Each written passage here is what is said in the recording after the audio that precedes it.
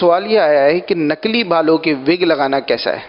مصنوعی بالوں کی وگ لگانا یہ جائز ہے جبکہ وہ انسانی بال ہوں یا خنزیر کے بال ہوں تو یہ استعمال کرنا جائز نہیں ہے. بقیہ جو بھی مصنوعی بال ہیں تو ان کی وگ لگانا جائز ہے. ہاں البتہ وگ لگانے میں اگر کسی طرح کی جیسے مرد لگاتا ہے اور وہ عورتوں کی مشابہت اختیار کرے یعنی اتنے لمبے بال لگائے کہ جو عورتوں کی طرح ہیں تو ایسی وگ لگانے کی اسے اجازت نہیں ہوگی. تو باقی فی نفسی ہی مسئلہ تو یہی ہے کہ جواز ہے. انسانی بال ہو یا سور کے بال ہوں اس کی وگ لگائے گا تو گناہ گار ہوگا.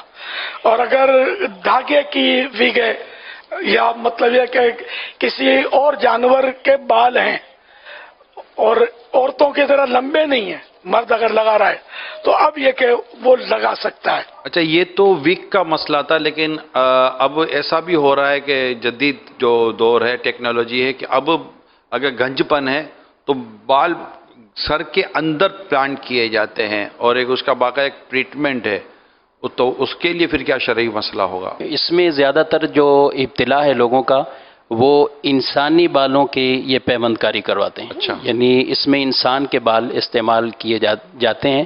بہرحال اگر انسان کے بال استعمال کیے جا رہے ہوں یا اس میں بھی وہی خنزیر کے بال استعمال کیے جا رہے ہیں تو یہ جائز نہیں.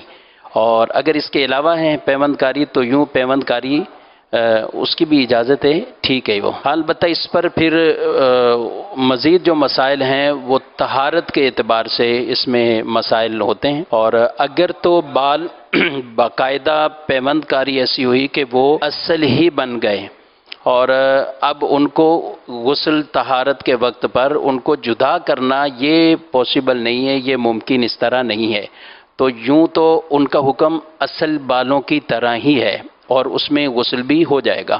اور اگر ایسی کوئی وگ استعمال کرتا ہے کہ جسے بآسانی وہ اتار سکتا ہے تو پھر اسے غسل وغیرہ کے لیے اتارنا ہی ضروری ہوگا، اس کے بغیر غسل نہیں ہوتا.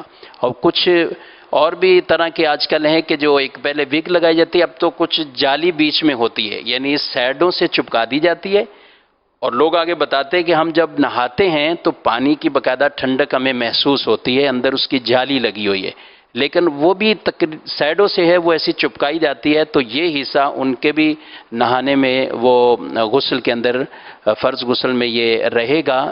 اس وجہ سے اس وگ کی بھی اجازت یوں نہیں دی جائے گی یعنی اس سے غسل ادا نہیں ہوگا. اسی کے ساتھ ایک اور بھی حضور مسئلہ ہے، ابھی پتہ چل رہا ہے کہ جیسے آپ نے انسان کے بالوں کا منع فرمایا تو خود جس کے سر پہ گنج ہے جیسے اس کے پورا گنج ہے اور پیچھے اس کے جیسے یہاں بال ہیں تو اس کے یہی گدی کی طرف سے بال لے لیے جاتے ہیں اس کے اپنے اور اس کو اسی کے سر کے اندر پلان کیا جاتا ہے اور پھر بتاتے ہیں کہ پھر اس سے یہ بال نکلنا شروع ہو جاتے ہیں. تو اگر جس کا گنج ہے اور اس کے اگر سائڈوں میں کو پیچھے کے بال ہیں اگر اسی کے اپنے بال ہی اگر اس کے سر میں لگا دیے گئے اور اس کا ایک پروسیجر اگر بنتا ہے کہ اس کے اپنے بال ہی لگیں گے اور پھر وہی گرو کرے گا اور پھر اس کا گنج پن دور ہوگا تو اس کے تعلق سے پھر کیا مسئلہ ہے؟ یہ بھی جائز نہیں ہے. اگر انسان کے اپنے ہی بال اگرچہ اپنے بال ہوں یا کسی دوسرے انسان کے ہوں اور چاہے وہ پیچھے سے نکال کر آگے سامنے کی طرف لگائے جا رہے ہوں اس سے یہ فائدہ انتفاع حاصل کرنا یہ جائز نہیں ہے اور یہ بال جو اس طرح لگاتے ہیں